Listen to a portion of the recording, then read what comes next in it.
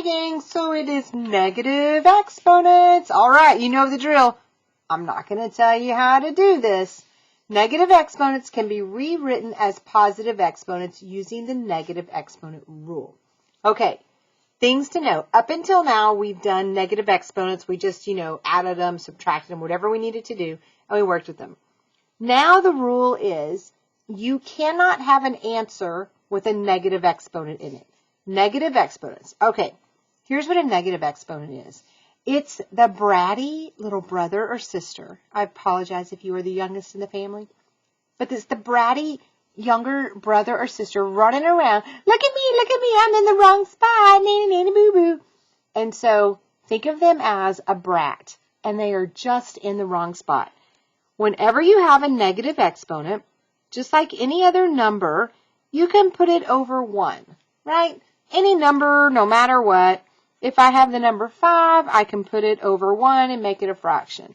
If I had the number negative 5, I could put it over 1 and make it a fraction. I'm going to make these a fraction. So my answer is, look at me, I'm in the wrong spot. I kick him. Oh, you always wanted to kick your little brother or sister, right? Well, we're going to kick them into the right spot. If they are up top, this is the numerator, you're going to kick them to the bottom. So, bratty brother or sisters at the top, kick them to the bottom. And when you do, the exponent doesn't change, it just becomes positive. Now, what do you put on top? Well, there's nothing up there, so we're going to put a 1. You might think of it kind of as flipping it, but maybe not. Let's just think of it as whatever's in the wrong spot, you kick it to the other spot. And if there's nothing to put there, you put a 1. Okay, so let's try. I'm going to go over here, and I'm going to say, if I had 1 over x to the negative 2. Okay, it's a negative exponent. So when you have a negative exponent, think of it as a fraction. I think my blue's about to die. It's in the wrong spot, so I'm going to kick it.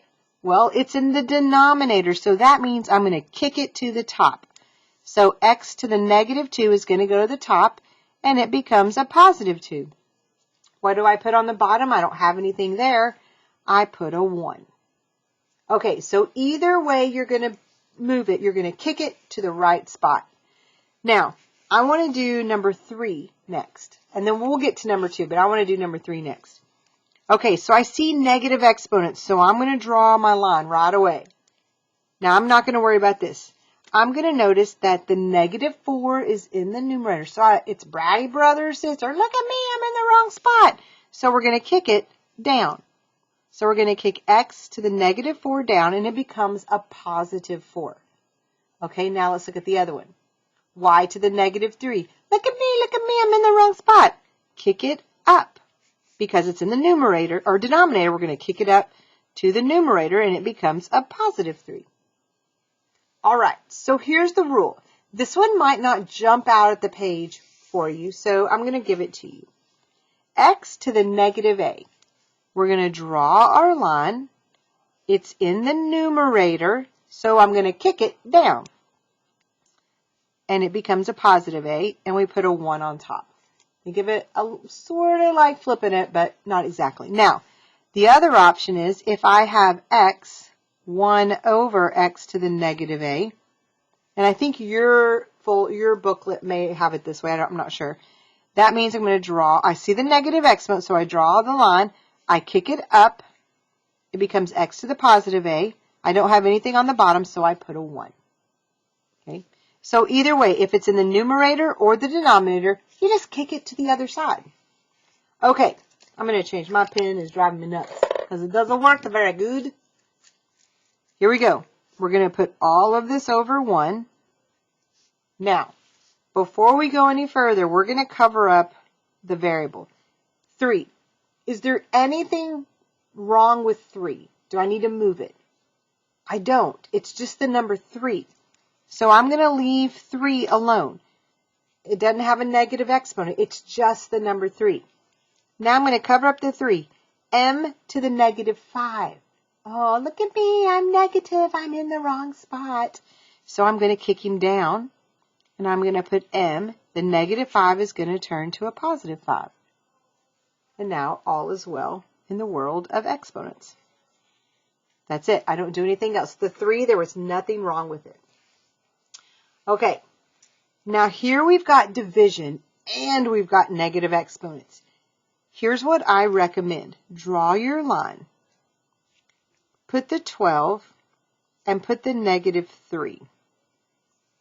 Now, a squared is fine. I know there's not an a on the bottom, but I'm not worried about that yet.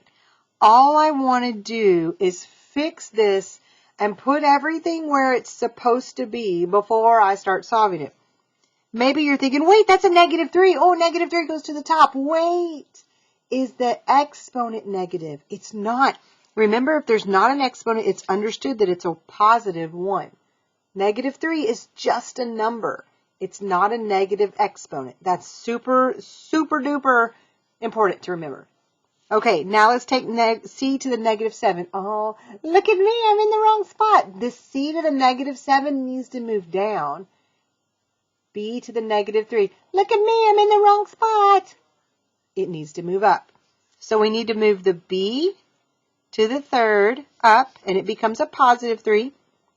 C to the negative 7 needs to move down and become a positive 7. Okay, now I'm not done yet because A, B, and C, they're all different. I can't do anything with them, but 12 over negative 3. Remember you're dividing, and remember that you can do alpha y equals 12 over negative 3, and it's negative 4. So this becomes negative 4 a squared b to the third over c to the 7th. All right, on to number 5. I'm going to give you a minute to look at that one. I'm going to zoom in just a little bit. Okay, I'm going to draw a line here. I'm going to separate and do 5 over 10. And before I start trying to solve it, I want to make sure there's no negative exponents. So m squared, but n to the negative 3. Oh, that bratty little brother or sister. Look at me, I'm in the wrong spot. I'm going to move n to the positive 3 down. Look at me. P to the 5 is moving up. Okay, m, n, and p, none of those simplify, but 5 over 10. Here we go. Alpha y equals 5 over 10. It's 1 over 2. Now, think about it this way. When you do 1 over 2, you do 1 over 2. Don't try and do this. Don't try and put 1/2 up here. That's wrong. Don't do that. Okay, so 1 over 2. And then once you get 1 over 2, now see what you have. You have m squared, p to the 5th, and n to the 3rd. One other thing to clean up on this one. It is optional, but this 1 in the front, when 1 is in the front, sometimes we don't write it. We would just say m squared, p to the 5th, over 2n to the 3rd. If you put the 1, I would not count off, but just know on IXL, they would not count off. You would be good. All right, so here we go. 12 and negative 4. X is fine, right? There's nothing wrong with that.